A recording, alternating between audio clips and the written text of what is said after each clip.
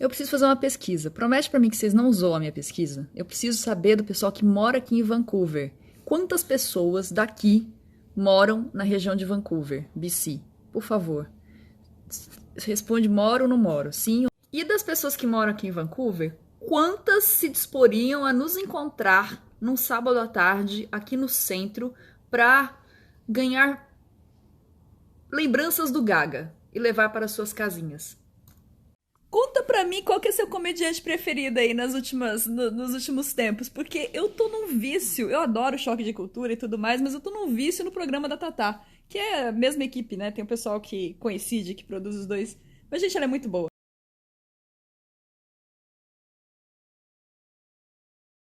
A mudança terminada, a senhora Troll e o Ethan já estão dormindo, eu não consegui dormir ainda, estreando a casa nova, eu tô aqui nem a Nilce ali, ó. Não tem cortina aqui ainda, nenhuma das janelas tem cortina. O vizinho vendo tudo. Eu sempre acho que eu tô sendo observada, parecendo um ratinho na vitrine, sabe?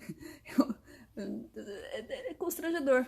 Cortinas são boas, cortinas são coisas boas. Tamo junto, Carlinhos. Ô Nilce e Carlinhos, vamos parar, porque eu morei anos sem cortina nessa janela aqui, ó. Com esse vizinho nessa distância. Minha janela.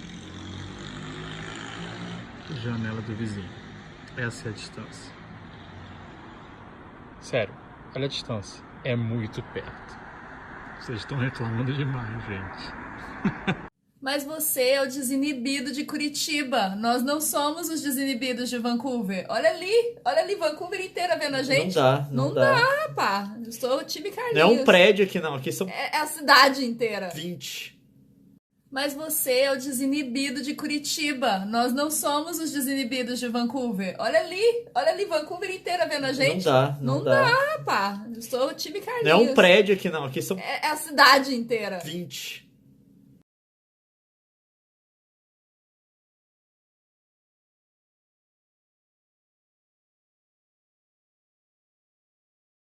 O líder aponta soluções, ele aponta uma gama imensa de soluções e ele estimula o liderado a escolher qual solução ele quer. Isso é liderança. E não só isso, mas o verdadeiro líder ainda põe a mão na massa. A liderança é isso, Brasil.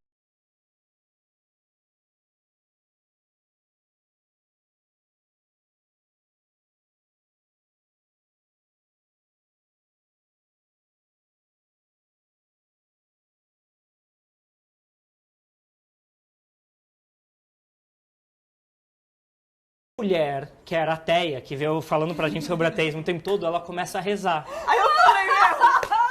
Ela segura na mão do marido dos dois, começa a rezar e fazer assim. E ela chorava, tá ligado? É. Meu Deus do céu, já morrer.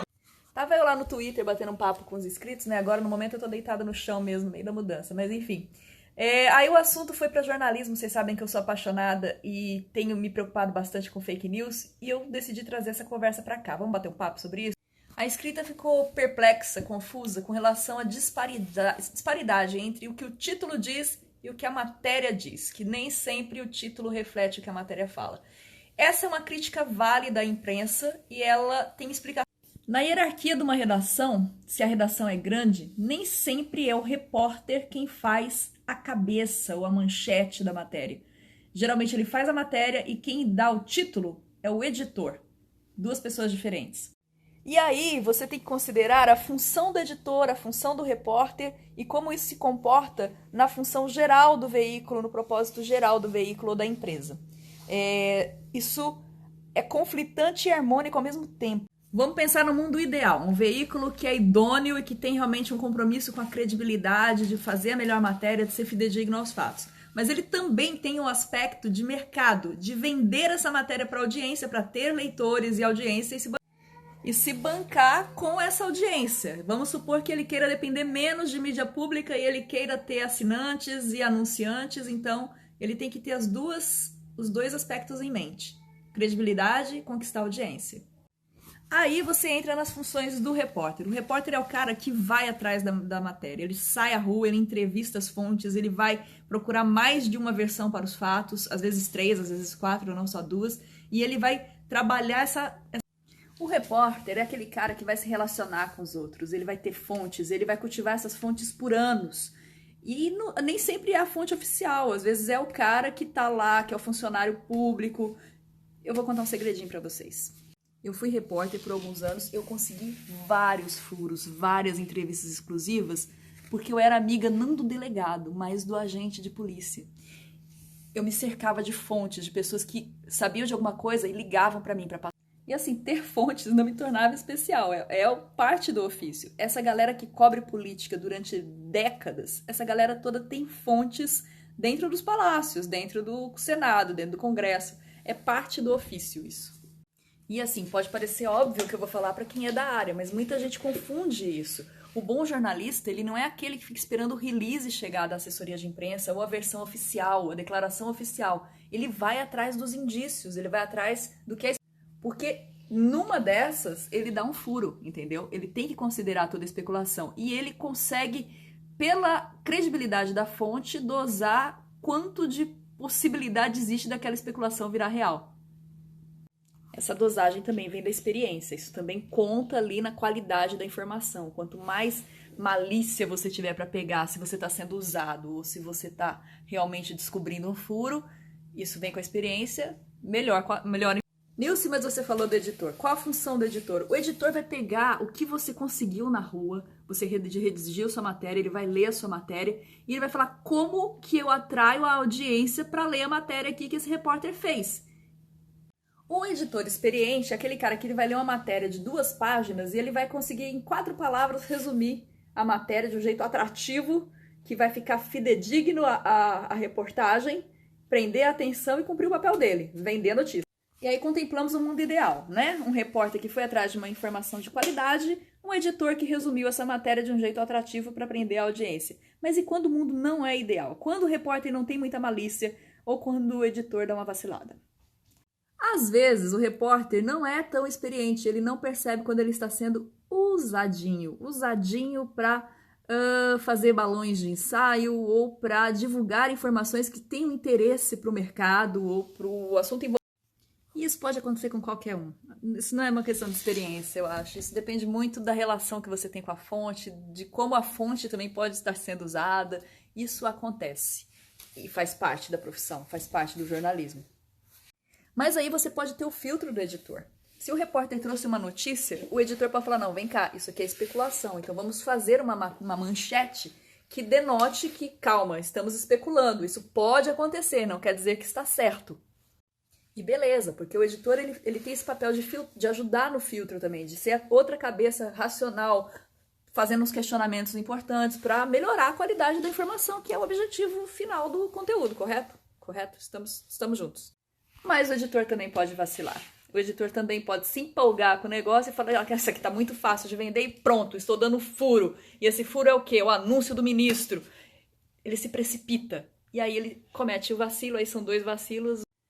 E aí, se outro ministro é anunciado, o jornal tem que vir e falar, a gente se precipitou, aqui outro... Foi anunciado outro. Apesar de estar sendo cotado aquele lá e de ter sido ventilado aquele outro, foi anunciado esse daqui é o oficial.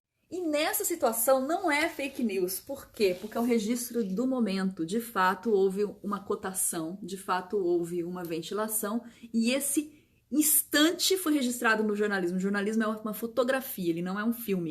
Podia ter sido uma fotografia um pouco melhor, mais bem feita, um pouco mais posada, um pouco mais fiel à realidade? Poderia, claro, houve um erro, e isso tem que ser criticado sempre, isso tem que ser apontado na imprensa, é por isso que existem figuras dentro da redação que fazem essa meia-culpa. Mas eu tô percebendo assim, as pessoas estão ficando mais politizadas, elas estão mais atentas ao jornal, e elas não estão percebendo que isso sempre aconteceu, isso é do jornalismo. E elas começam a estranhar isso e usar essas falhas eventuais como um descrédito de tudo. Pra gente comparar e usar uma figurinha, é como se um médico diagnosticasse uma virose errada, que não era virose, e por causa disso ele perdesse todo o crédito dele. E não é assim, né? Com as outras profissões não pode ser assim com o jornalista também, porque erros na profissão acontecem. Agora, eu não estou passando pano para a imprensa, porque existe sim casos de imprensa vendida. E nesse caso, aí a gente volta lá no início, lembra que eu falei, vamos supor que o veículo seja ideal? Tem veículos que se vendem mesmo. E aí a gente entra numa outra conversa que eu tive com o inscrito. Como identificar um veículo que é idôneo ou não? Assim, A minha sugestão é acompanhe os veículos durante muito tempo. Não lê uma notícia e já tire sua conclusão. Porque eles têm história, processos.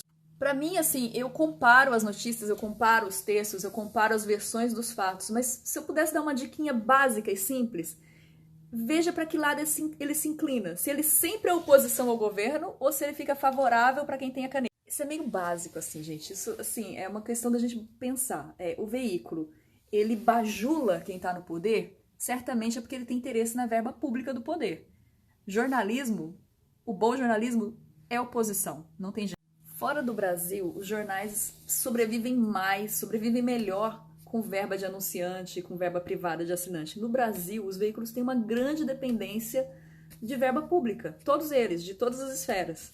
Então, se um veículo é corajoso o suficiente para ser oposição num país em que ele depende da verba pública, ele já vai contar ali com um pouco mais da minha boa vontade para com ele, pela coragem, só pela coragem. Mas é claro que a gente vai manter a leitura crítica.